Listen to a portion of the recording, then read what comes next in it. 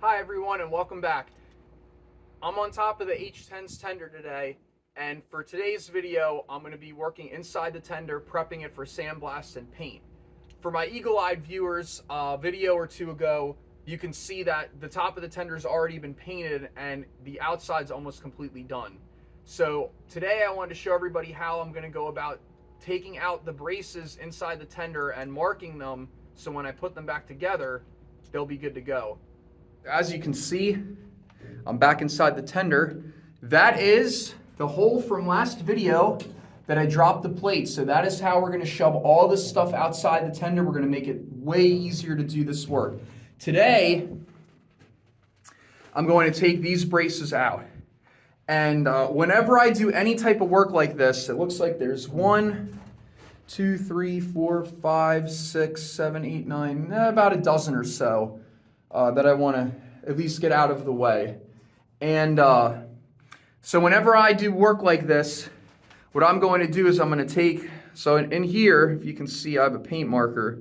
And what I'm going to do is I'm going to number not only the brace, but I'm also going to number the edge of the brace so we can see. I'll probably, in fact, put it on the side. I'm going to get a light in here so we can see. But I'm going to write a number on the side of the wall, 1 through 12, and then that'll correspond with the piece that I take off. And I'm going to lay them inside here. This way, when I come back and do this later, it'll be much easier to do it. But the inside of the tender doesn't look too bad. We got that hole in there, so this is going pretty good. I'll do a close-up of that so everybody can see the progress that we made on that since last video. But yeah, we're going to keep moving. Here we go. All right, so I came to a realization when I do this that the inside of this is going to get sandblasted, and I'm not going to be able to write anything on the side of the tender or any of the pieces on the tender. So what I'm going to do is I'm going to just number these from the forward back 1 to 12, and then I'll just put them in order. Even if I go down, I'll mark, like this one will be 1, and then on the bottom that'll be 2, and they'll just go backwards so that I'll put them in order starting top to bottom.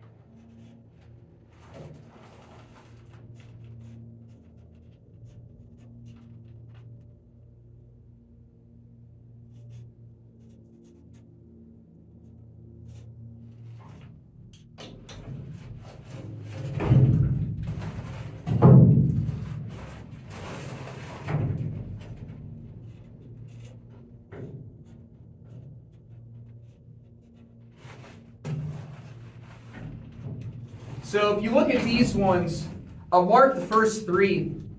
These ones I can't take out because they're bolted across. I'm going to leave them in. I'm going to make less work for myself. So I'm going to go to the next ones where there's nothing holding them. So we're going to skip this one. I might not have addressed what these actually did. So even though sometimes steam locomotives can go pretty quick, and when you're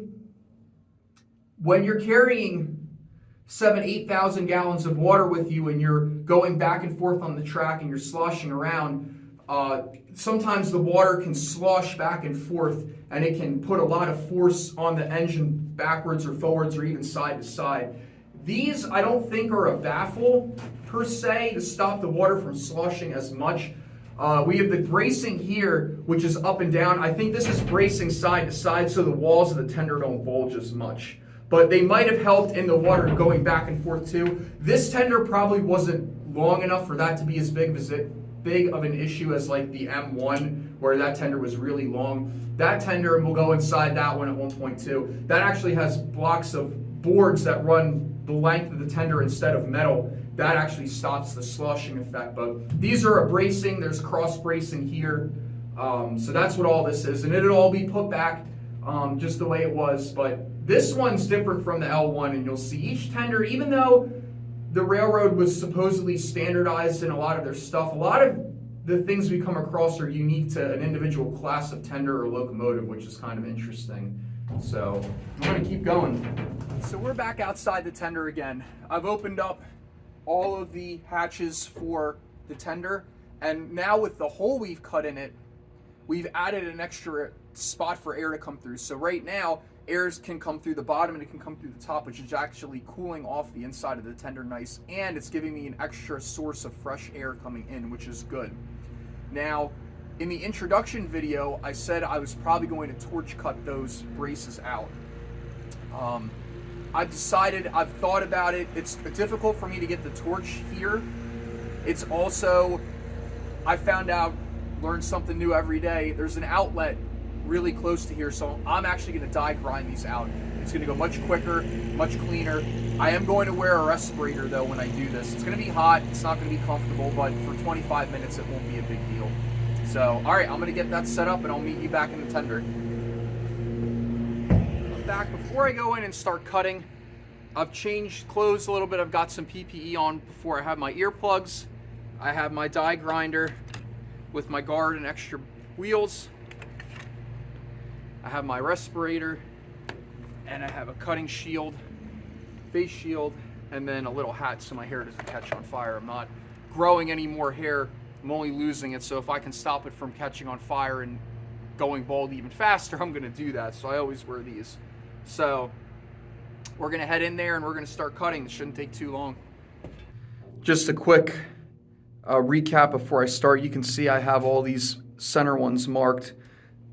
From front to back, they go 1 to 7 top and bottom. I'm going to store these out of the tender when it's done. I don't know how many of these are actually going to end up back inside. We might just add new metal. If I can save them, I will. But this is our result before I start going.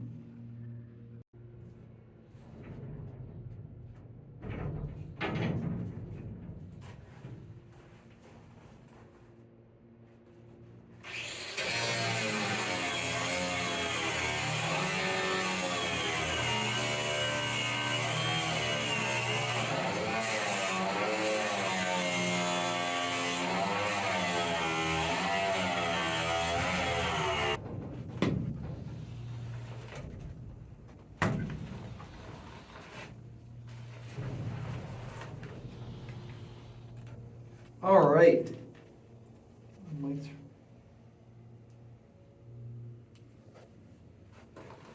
All right, so it might have been hard to see. I got 4 of these cut off already. I want to do a close-up of me cutting one of these, because whenever you cut something like this, that's tensioned like that, when you cut it, it can bounce. And I want to show what that looks like. You just got to be a little careful. Plus, I want everybody to see what it looks like close up. So I'm going to get a close-up shot of one, and then I'm going to save everybody the trouble of watching me cut out 28 cuts. Plus, I got to get more grinding discs anyway. So I'll be right back, and I'll set this up to get a close-up.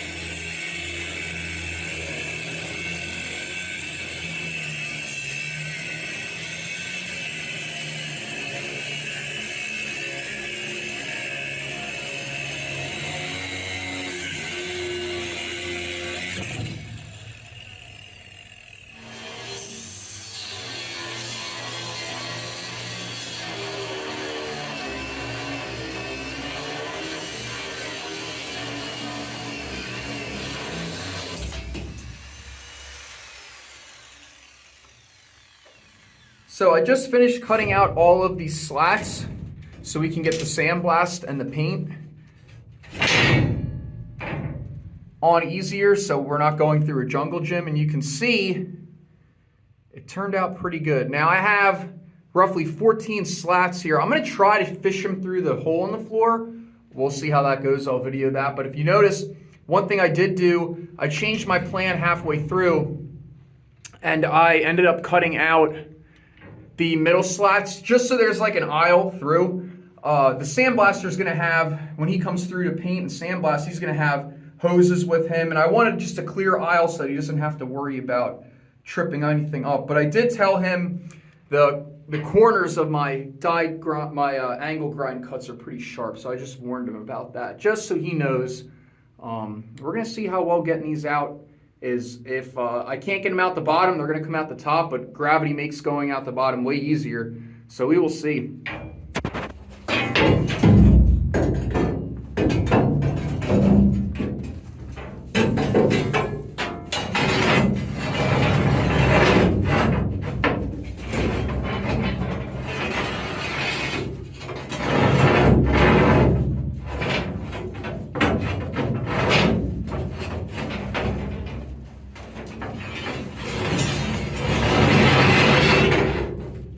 Cool.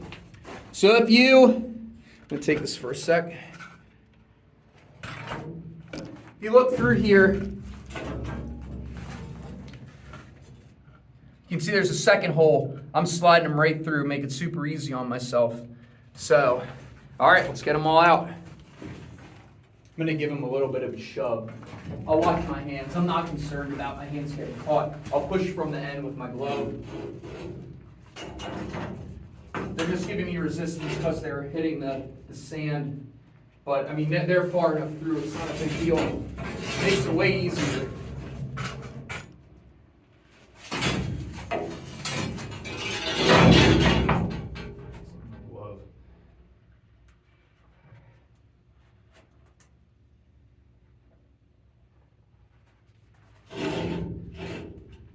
Excellent.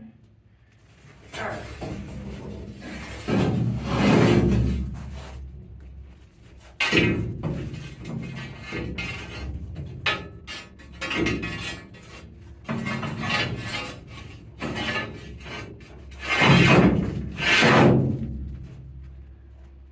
Now, I gotta be careful because I don't want to get these stuck.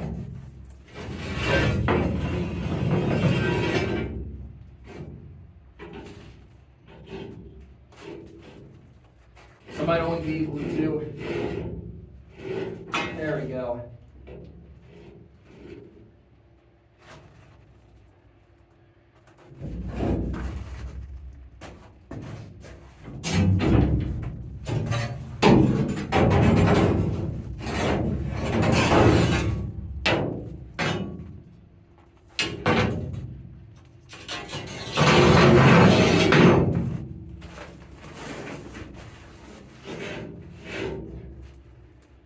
The next step with this is, and I'm not sure I'm going to make another video on it. I might just do a quick time lapse of me doing it. But we have to get all this stuff on the floor cleaned up so the sandblaster can sandblast. Because if you sandblasted this, it's so thick you can't get to the metal below. And not only that, this is a problem because there are holes in this tender, so rainwater does get in. If rainwater gets in this metal, it's crazy because it turns into like a mud. So what it'll do is it'll hold the moisture, and then it's going to stop that bottom plate, the base floor of the tender, from ever drying out. And one of the main culprits of rust is if you have steel or metal that's constantly exposed to moisture, over time it's going to rust. So that's why we're painting the inside and the outside of these to stop that from happening. Now, a lot of this, I'm looking around here, some of this might be in vain because I'm looking at this tender, and we'll do an in-depth walkthrough of exactly what this needs. But I'm looking at this, there's a lot of patches in here. There's a lot of holes. This tender might need some big side patches put in and or entire sheets replaced. Usually, if you look up here, so cutting away a big project we usually have to do with these big tenders. We had to do it for 460, the E6. Usually these top sheets are so exposed to the metal, or so exposed to the elements outside, that they need replaced. You can see here, this whole piece is shot. This is completely exposed. This should be sealed to hold water. You can see over there. You can see daylight through a lot of it. And not only that, if you see, you can see old weld here. A lot of this is patched. So this is going to be interesting. We might, on the channel, have a first and pretty much fabricate an entire new tender. Because it doesn't, for us, it doesn't pay to just paint over this. If it doesn't look good, it's gonna get replaced. That's how we feel. So join me next time. I think next time I'm gonna start my mini series on how to build locomotive headlights from scratch with just blueprints. So look forward to that, and thank you for joining me today, and have a good one.